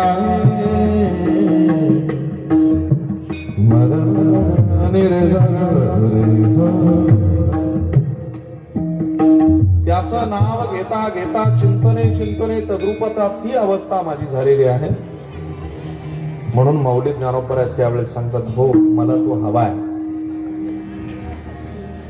आणि त्याला त्या स्वरूपात पाहिजे, मला पाहायचंय. कारण काय माहिती, भगवान कृष्ण 3 स्वरूपानं अवतीर्ण आहेत. पहिलं स्वरूप आहे त्याला म्हणतात विष्णू स्वरूप. कंस चाणूरमर्दनम देवकी परमानंदनम कृष्णम वंदे जगद्गुरु. दुसरं आहे माया स्वरूप. एकाएकी पुढे एक सरसावून गोपिका किंवा रडते माझे बाळ ताने वगैरे वगैरे सारखं ते लीला दाखवल्यात, चोऱ्या करणं, खोड्या करणं. पण एक प्रश्न तुम्हाला माहितीये का? कोणी माहितीये तुम्हाला? अरे त्याला बघितल्याच्या नंतर वयाचं भान राहत नव्हतं. कोणी एक बोलली नारी, कोणी एक बोलली नारी, कोणी एक बोलली नारी, कोणी एक बोलली नारी. विकता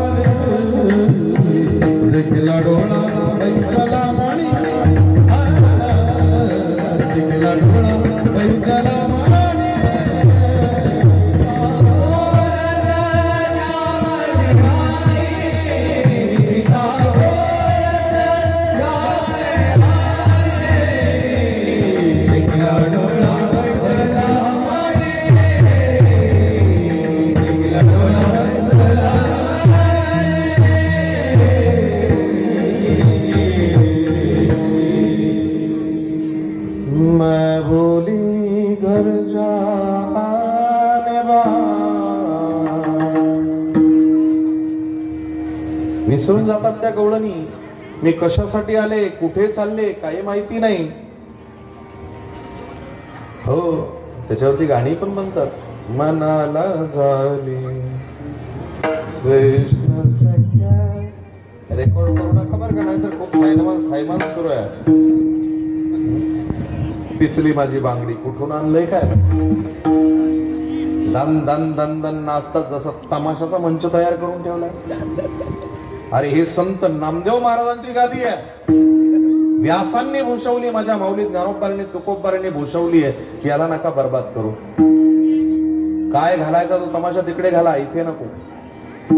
कारण ही माझ्या परम पवित्र संतांच्या मांदियाळीची पवित्र केलेली गादी आहे. म्हणून एकदा का त्या भूताची बाधा होण्यापेक्षा कृष्णाची बाधा झाली की सगळं संपलं. पण माऊली ज्ञानोबांना विचारलं, काय हो तुम्ही तर म्हणता की मी त्याला बघितला आणि डोळ्यांच्या व्यतिरिक्त इतर इंद्रियांच्या द्वारे बघितला, पण आम्हाला तो मूर्त स्वरूपात बघायचा असेल तर? म्हटले मूर्त स्वरूपात बघायचं असेल तर बघता येईल, पण त्या अगोदर मी कसा बघितला हे तुम्हाला सांगतो. ज्याला रूप नाही, रूपाच्या विरहित आहे, रंग नाही, रूप नाही, नाही व्रणछाया, निराकार निर्गुण तुही रघुराया. तो रूपानं नाही हो, तो काळा नाही, गोरा नाही, दिसायला असा किंवा तसा, मँगोलाइड नाहीये, निग्रॉइड नाहीये, कुठल्या प्रजातीचा नाही, त्याला रंग नाही, रूप नाही. सर्वात महत्वाची गोष्ट, त्याला जातही नाही, त्याला धर्मही नाही. हे मला समजलं म्हणून माझी जात मी विसरलो आणि त्याच्या जातीमध्ये मिश्रित झालो. कारण तो जात विरहित आहे ना. त्याला रंग नाहीये, रूप नाहीये, वर्ण नाहीये. तो आकाश आहे ना, आकाश जसं दिसतं पण नाही तशा स्वरूपाचा तो निर्गुण आहे, निराकार आहे, पण तो भासल्याशिवाय राहत नाही. अभंगाचं प्रथम चरण.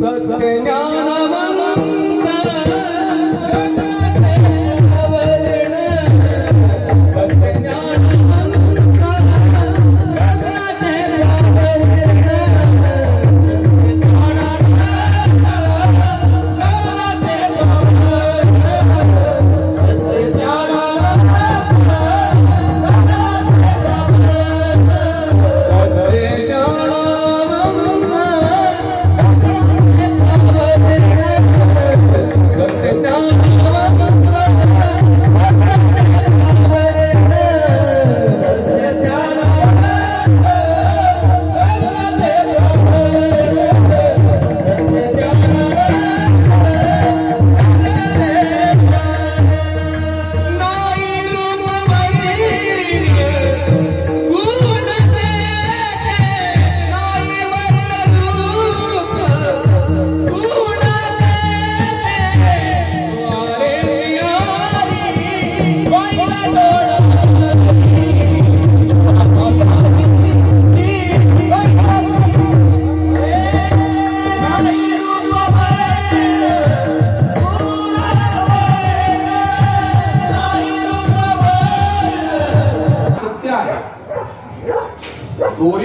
होणारा सापाचा भ्रम हा सापासारखाच दिसल्यामुळे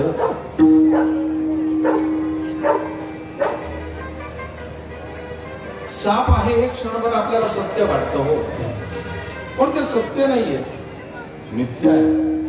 जगद्गुरु शंकराचार्य एका गावामध्ये कित्येक दिवस प्रवचन देत होते, जवळजवळ 10-15 दिवस झाले असते.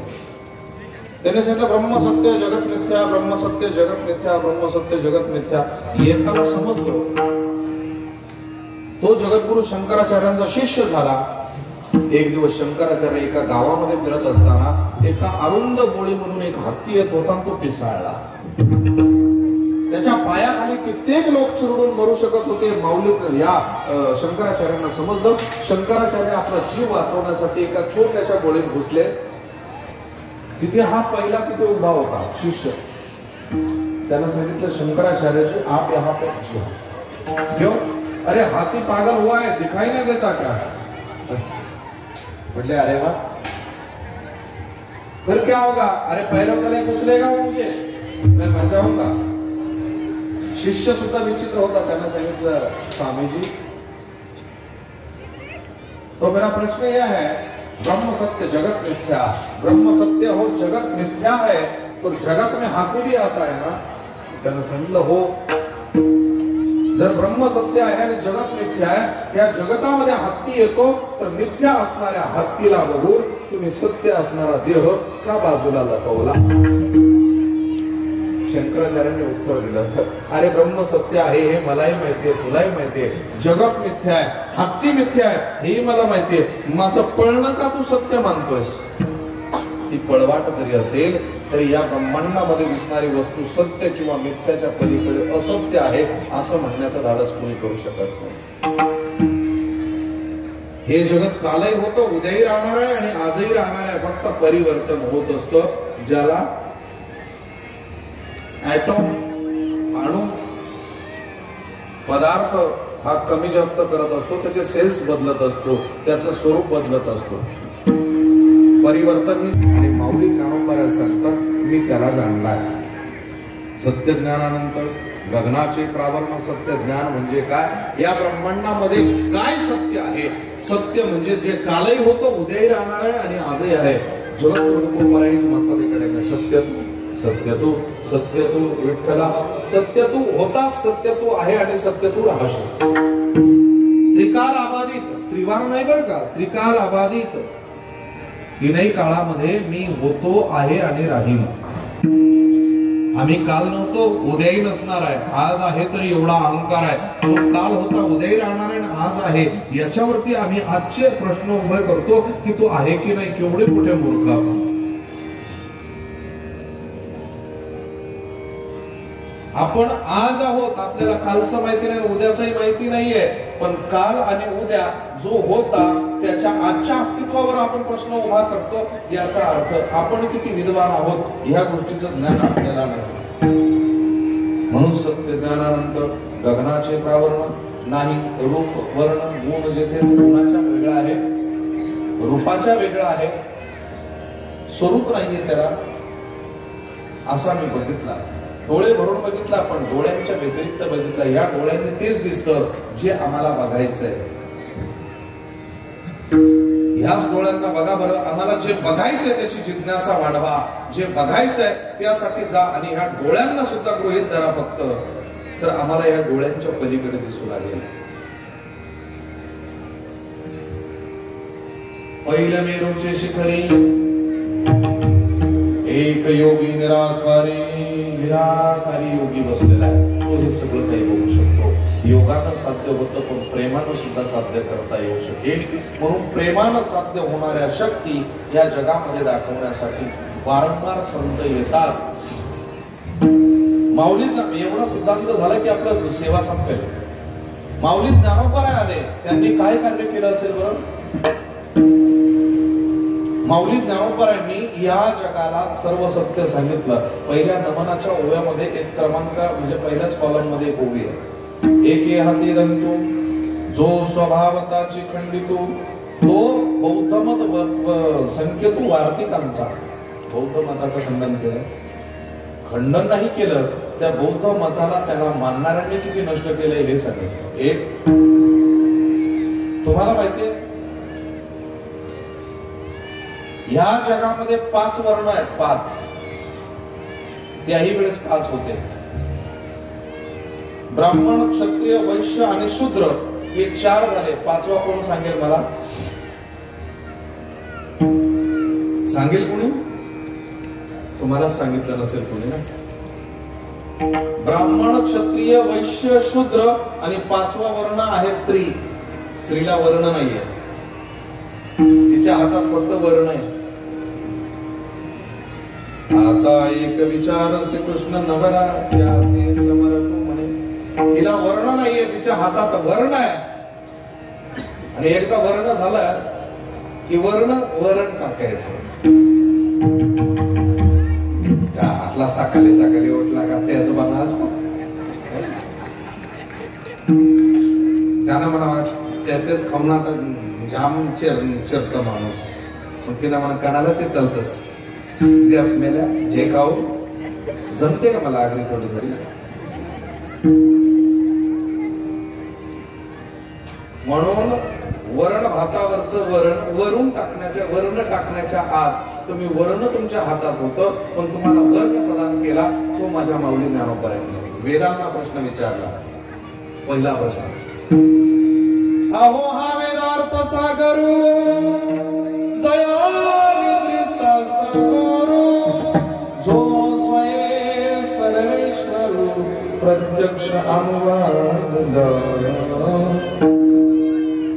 त्या वेदांना प्रश्न विचारला, हे वेदा, ईश्वराच्या घोरण्यातून शब्द निर्माण झाले आणि त्यातून तू जर जगाला मार्गदर्शक ठरत असेल तर तुझ्यासारखा कंजूस दुसरा कोणी नाही. वेदांना पहिलं भांडण करणारे माऊली ज्ञानोबा आहे. वेद संपन्न होय ठाई परी कृपणू ऐसा आनंदाई जो कानी लागला त्रयवर्णीयांच्या 3च वर्णांचं कल्याण केलं. गीतेचा काळ 5000 वर्षापूर्वीचा आहे, ज्ञानेश्वरीचा काळ 750 वर्षापूर्वीचा आहे. पण मी म्हणेन की 750 वर्षापूर्वी जन्माला आलेल्या ज्ञानोबांनी गीता निर्माण करायला भाग पाडलं. उलटी फिलॉसॉफी माझी. कारण हा पहिला प्रश्न, चुकलास तू. मग भगवान कृष्णाला वाटलं अरे खरंच चुकला असेल का माझ्याकडून. मग त्यांनी उत्खनन केलं, मागे गेले आणि उपनिषदांमध्ये शोधलं. सर्वोपनिषदो गाव गोपाल नंदना सुधीर भोक्ता दुग्धम गीतामृतम महत्. सर्व उपनिषदाची गाय दोहली, अर्जुन नावाच्या वासराला पाजली, त्या दुधाचं नाव ठेवलं गीता. मग त्याच्यामध्ये आम्हाला मान्यता दिली, अनन्य चिंतयन्तो ये जना पर्युपासते तेषां नित्याभियुक्तानां योगक्षेमं वहाम्यहम्. आनंद भावाची शरणागती मला करणारा कोणी असो त्याचं विश्लेषण करताना ज्ञानोबा म्हणतात, या परिपापयोनी अर्जुना का वैश्य शूद्र अंगना माते भजता सदना माझी आयती.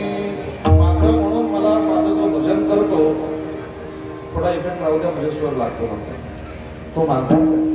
फक्त माझं भजन त्यानं केलं पाहिजे.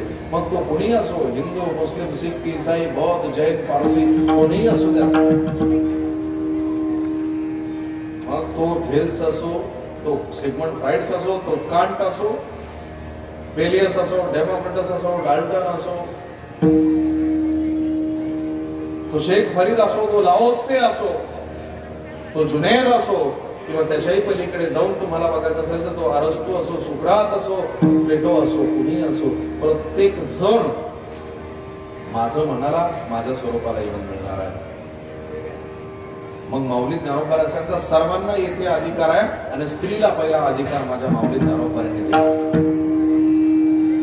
हो, सत्य ज्ञानानंद गगनाचे प्रावरण नाही रूप वर्ण गुण जिथे तो हा शब्द ऐकावं जरा तुम्ही, शब्दाकडे लक्ष द्या. व्याकरण तो आणि हा या दोघांना संधी केलेला शब्द आहे. तो हा या दोघांची संधी ज्याला समजली त्याला ईश्वराच्या प्राप्तीची संधी प्राप्त चालून येते. म्हणून तो आणि हा, तो हारे श्रीहरी, तो हा इथेच आहे. पाहिला डोळे भरून बघितला, पण पाहते पाहणे दुरी सारून या डोळ्यांना तो इथे आहे, इथला दिसू शकत नाही. याला ब्रह्मज्ञान म्हणतात. पण सगळी सृष्टी त्यानं निर्माण केलेली आहे, आपण भेद करतो. हे दुर्भाग्य. तो हा इथे, पंढरपूरचा इथे आहे, निर्देशक होतो. एखाद्यानं जर बघितलं की माझ्या आतमध्ये असणार जे तत्व आहे, जे माझ्या शरीराला प्रकाशित करतो, तेच या जगाला चालवतो, त्याला आत्मतत्व म्हणतात. माझ्यामध्ये आहे, पण अनुमान प्रमाणाची गरज काय माहितीये का? माझ्यामध्ये देव आहे या गोष्टीचा मला अहंकार झाला, दंभ आला. पण दुसऱ्याचं शरीर चालते याचा अर्थ तिथेही तू असेलच आणि सगळं जग चालतंय. तर प्रत्येकाच्या ठिकाणी तैसा असता मी हृदयामध्ये रामू, प्रत्येकाच्या हृदयात सर्वागटी राम. देव आहे, देव आहे, देव आहे, देव आहे,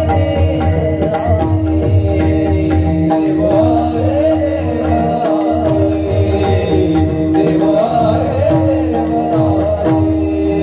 हृदय मंदिरी शोधून पाहे, हृदय मंदिरी शोधून पाहे, देव नटला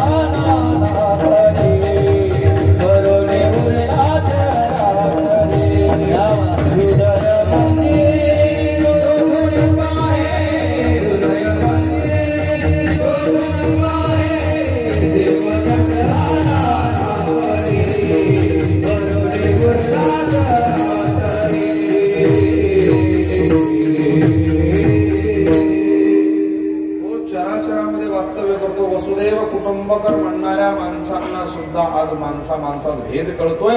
याचा अर्थ अध्यात्म केवळ वापरण्यासाठी तुम्ही घेतलेला आहे, हा माझा आरोप आहे. अध्यात्म समजलेलं नाही तुम्हाला.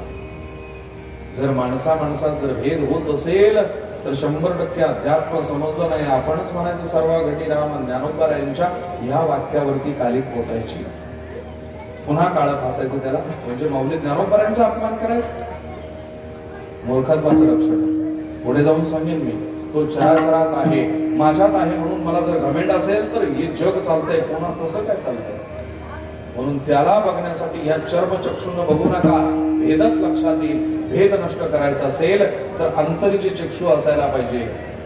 हवा भरपूर आहे, नायट्रोजन आहे, ऑक्सिजन आहे, कार्बन डायऑक्साइड आहे, नावं ठेवता आली. वेगवेगळ्या प्रकारचे वायू आहेत, हे आम्हाला माहिती आहेत, दिसत नाही तरी आहे. त्याची नावही वेगवेगळी ठेवलेली आहेत. जसं पदार्थांमध्ये वैशेषिक दर्शनामध्ये एक शिकवलं जातं पदार्थ विज्ञान, जे BAMS ला पण शिकवलं जातं. आहे का कोणी BAMS केलेलं? असेल तर वरती हात करा जरा. आहे का कोणी डॉक्टर BAMS चे? असेल कोणी तर त्यांना विचारा, पदार्थ विज्ञान काय असतं? द्रव्य, गुण, कर्म, सामान्य, विशेष, समन्वय, अभाव. अभाव म्हणजे नसलेली वस्तू सुद्धा या पृथ्वीला पुष्ट करत असते. नसलेली वस्तू म्हणजे काय? जी उपलब्धच नाहीये. मग त्याचे 4 प्रकार आहे. अभाव, रागाभाव, प्रध्वंसा भाव, अत्यंत भाव, अनन्यभाव. 4 अभाव आहेत. तसं न दिसणारी हवा आहे, 100% आहे. म्हणून तर हे जग चालतंय ना. त्याची नावं वेगवेगळी आहेत. कार्बन डायऑक्साइड असेल, किती वायू येतो.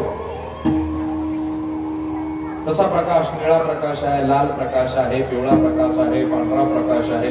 प्रकाशाला रंग वगैरे देता येतो, प्रकाश प्रकट करता येतो, दिसतो सुद्धा, बरोबर आहे ना.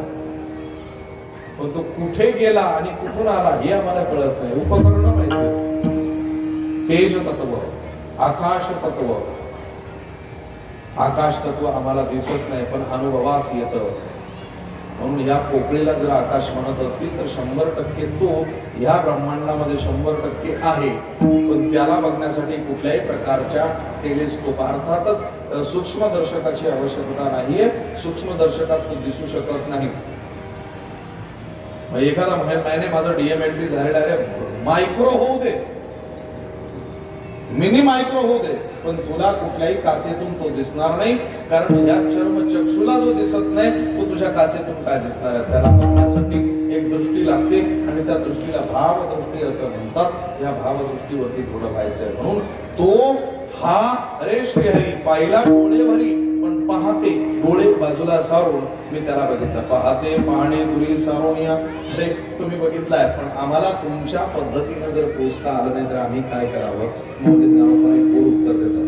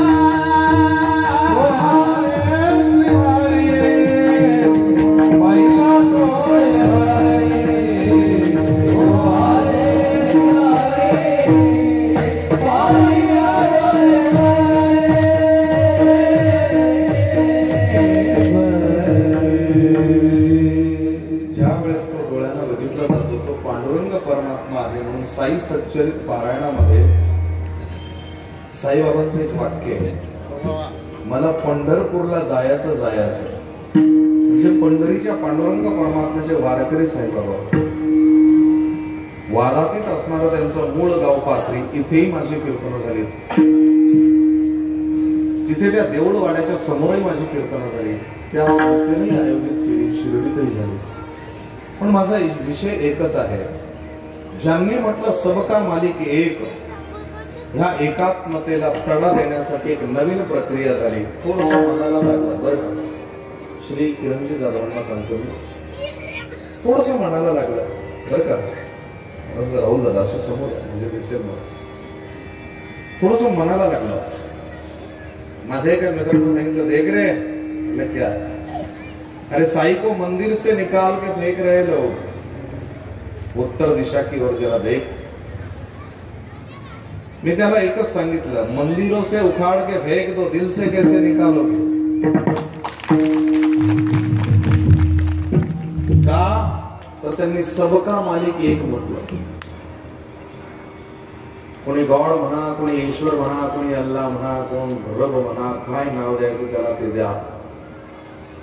पण देवाला इंग्रजीमध्ये गॉड म्हणतात आणि गॉड हा शब्द मी फक्त पांडुरंगासाठी वापरतो. का इतर सगळ्या देवांच्या हातामध्ये, दादा हे खूप गरजेचं आहे, प्रत्येक देवाच्या हातामध्ये कोणाच्या हातात धनुष्य आहे, कोणाच्या हातात गदा आहे, कोणाच्या हातात काय, कोणाच्या हातात काय. पांडुरंगाच्या हातात काय, काहीच नाही, कमरेवर हात ठेवलेला आहे. मी ते एबीपी माझ्या मुलाखतीतही बोललो, मला पांडुरंग का आवडतो. कमरेवर हात ठेवलेले, काम संपल्यावर हात ठेवतात कमरेवर. आता झालं, आता निघू का, बरोबर. निघण्यासाठी थोडे पाय बाजूला असतात, पण ज्यावेळेस सावधान मध्ये येतात त्यावेळेस दोन्ही पाय समान आहेत. नेमका पुढे जाणार आहे की मागे जाणार आहे माहित नाही, थांबलाय. डोळे शांत आहेत, आपल्या पायाजवळ आहे, याचा अर्थ पाय आता हलवणार नाही. आता ते सांगतात, कर्मण्येवाधिकार असते, मा फलेषु कर्म कदाचन, कर्म करण्याचा अधिकार तुझ्याकडे दिला, फळ द्यायचं की नाही मी बघेन. ओ जी, ओ ऑन आणि D your duty, go on your duty. तुझं काम तू कर, कर्माचा हिशोब मी ठेवतो. मी थांबलोय म्हणून आपल्याला ऍक्टिव्ह करणारे देवता म्हणजे पांडुरंग परमात्मा. आणि त्या पांडुरंग परमात्म्याचं दास्यत्व आजवर सर्व संतांनी केलंय. ते सुफी संत असू देत, ते वारकरी संत असू देत, किंवा इतर कुठलेही संत असू दे, प्रत्येकानं पांडुरंग परमात्म्याचा पदर धरल्याशिवाय या जगामध्ये चालता येणं शक्य नाहीये. म्हणून त्या पांडुरंग परमात्म्याचा एकदा गोड प्रेमानं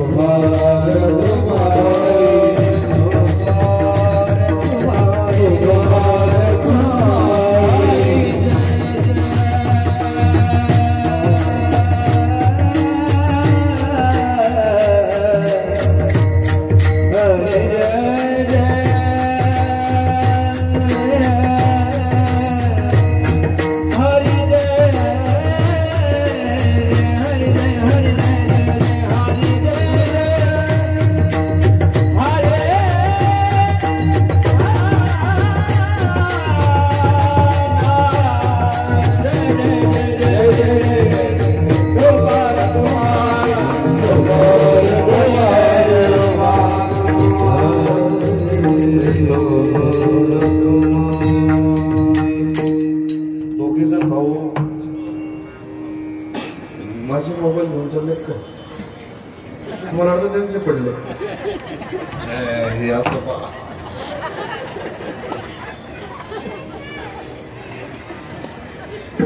काय कळत नाही त्या आयफोन मधलं मला. जा एकदा चेक घेऊन दोघे जण भाऊ ना. रुपये झालं कुठे या वरती उभे राहा. जरा 2 मिनिट मला तुमच्याशी बोलायचं आहे. एकत्र राहता की एकत्र? या दादा इकडे या. ते बुक्का घ्या, कोणीतरी एक वारकरी घ्या.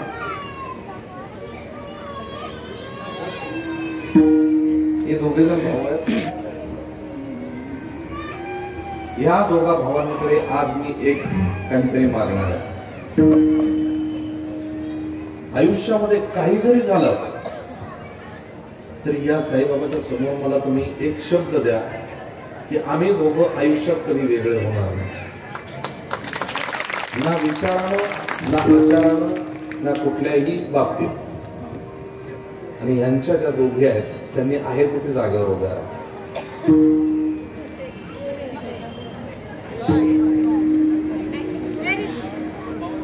काय काय करणार? आठ या ना राहणार बाबा. पाटील साहेब आयराने बोली राहणार भाऊ. सगळ्या भाषा बोलतो मराठीतल्या. तुम्ही एक अजून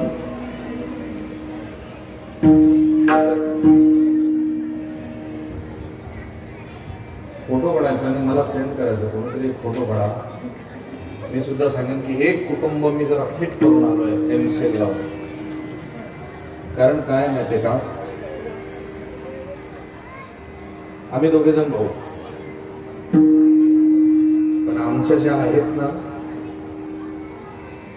त्या नाही एकत्र येऊ देत. आम्ही दोघं एकत्र आलो की काय होतं काय नाही. या फोटो काढायचं यावर. आणि भाऊ ज्या वेळेस आपल्या सोबत नसतो ना त्यावेळेस जगात सगळ्यात एकटे आपण पडत असतो. आणि भाऊ जर सोबत असेल ना आपल्या, जगातली कोणती ताकद, कुठलीच ताकद आपल्याला हरवू शकत नाही. म्हणून दोघे जण भाऊ, दोघांच्या समोर मी विनंती करतो की आयुष्यात कधीही तुम्ही वेगळे होऊ नका. आणि या दोन्ही मावल्यांना सांगतो की वेगळं करू नका. कारण एक गाठी मोडता येते, नाही मोडता येत बाकी. समज गैरसमज सगळे विसरून जा. आणि या बाबांच्या समोर मला एक शब्द द्या की की आयुष्यात आम्ही कधी तुटले जाणार नाही, वाटले जाणार नाही. वाटू बहिणी पण असतील ना तुम्हाला, आहे का? यावर तुम्ही या पटकन आपल्याला एक शब्द बोलतो, तुम्ही लाडक्या झाला 1500 भेटतात. 1500 भेटो ना भेटो ते भाऊजी नाही, त्यांचं काही नाही, त्यांचं किती बरोबर मोठी इथं घर ते नाही घालत. काही साहेब यांच्याकडून एक वचन घेतो, तुमच्याकडून एक वचन घेतो, आयुष्यात कधीही बहिणीला अंतर देणार नाही असा शब्द द्या. कधीच देणार नाही. देत ना, यासाठी त्यांच्याकडून एक मागणार आहे. नंतर सब रजिस्टरच्या पुढे नाटक करायचं. समृद्धी जरी शेतातून गेला तर आयुष्यात कधी बस. आज मी तुम्हाला तुमच्या पदरात दोन्ही भाऊ टाकतोय, 2 भावजया टाकतोय आणि तुमच्या पदरात बहीण टाकतोय. माझं दातृत्व एवढंच आहे, जास्त काही बोलणार नाही, उशीर आपल्याला झालेला आहे. म्हणून या कुटुंबाने केलेल्या कार्याबद्दल साईबाबा स्वामी समर्थजी एक प्रचंड प्रकारची ऊर्जा त्यांना देत राहो अशी भगवत चरणी प्रार्थना करतो. आणि एकदा सर्वांना विनंती करतो की मला तर पहिलंच कीर्तन असेल ना आयुष्यातला ऐकताना तुम्ही, ह्याच्या अगोदर ऐकलंय, ह्याच्या अगोदर एकाही मुलानं सांगितलं नाही का टाळी वाजवायची असते लग्नाच्या वेळेस, अशी नका वाजवू, पडदा टोलनाच्यावर वाजवतात. सर्वांनी वरती हात करायचा. जो आहे त्याचा आवाज टोटली बंद करा, मला इथे ऐकायला आला पाहिजे, नंतर वाढवायचा. हा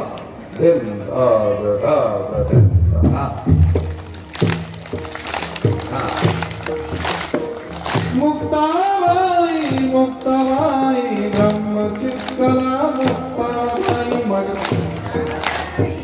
आवाज होता मुक्ताबाई मुक्ताबाई ब्रह्मचित्कला मुक्ताबाई. इतकाच आवाज येतो, तुमचा येत नाही. निवृत्तीची मुक्ताबाई, ज्ञानदेवाची मुक्ताबाई.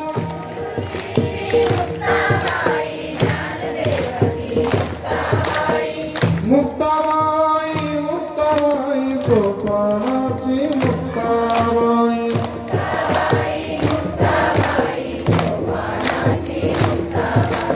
मुक्ताबाई मुक्ताबाई ब्रह्मचित्कला मुक्ताबाई.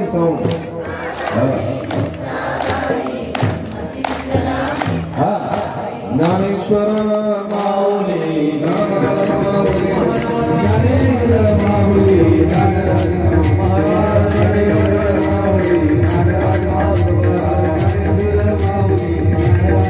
महाराज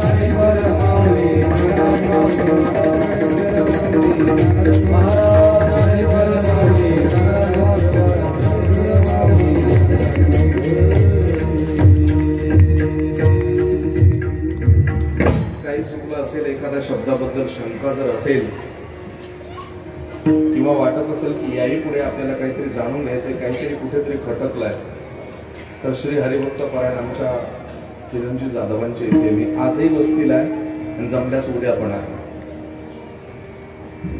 या चर्चा केली जाऊ शकते आणि एवढा मोठा उत्सव एकट्या दुकट्या माणसाचं काम नाही हो. तर श्री हरिभक्त पारायण भास्करजी महाराज असतील, थोड्या धावपळीतून हे केलं. हे तुमचं प्रेम आहे, काहीतरी तुमची ताकद आहे म्हणून कथा सोडून दिली. खूप आनंद वाटला. खूप काही बोलायचं शिल्लक आहे, पण जेव्हा वेळ येईल त्यावेळेस बोलूच. तुमच्याशी बोलताना आनंदही वाटला. 2.5 तास कुठे गेले तुम्हाला कळालं नाही, मलाही कळालं नाही. जवळजवळ अर्ध्या तासापूर्वीपासून शिवायला यायला तुम्ही सुरुवात केली असेल, मला भूक लागली असेल, पण नाही आज काही नाही. गोड प्रेमाने एकदा थांबण्यासाठी भजन करू. विठ्ठल जय जय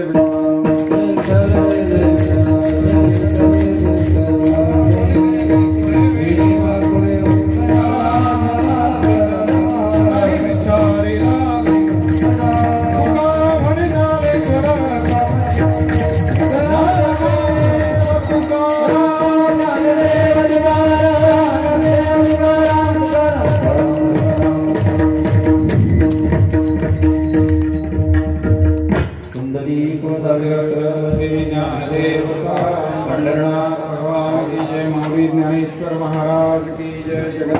तुकाराम महाराज की जय. श्री साईबाबा मंदिर देवस्थान खादिवली गुजरे परिवार राहुल शेठ रुपेश शेठ यांच्या विनंतीला मान देऊन आपण सर्व उपस्थित झाला आहात. आजच्या या वर्धापन दिनानिमित्त हरिभक्त पारायण विद्यावाचस्पती जलाल महाराज सय्यद महाराज जलाल यांचं अत्यंत गोड असं आगळं. मी जयश्रीला विनंती करतो की तिने व्यासपीठावर यायचंय आणि आमचे बापू राहुल गुजरे यांनी सुद्धा यायचंय.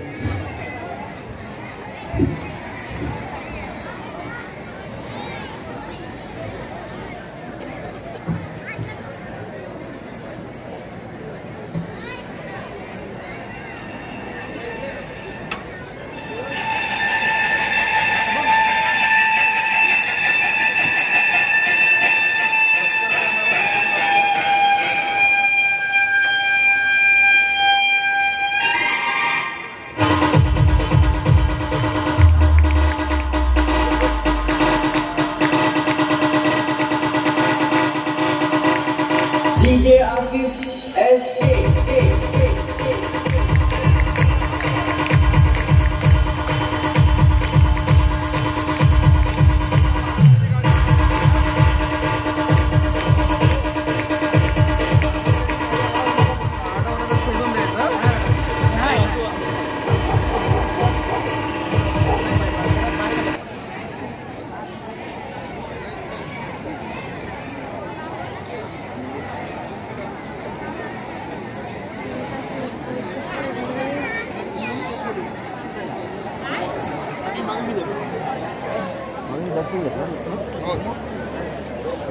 हो.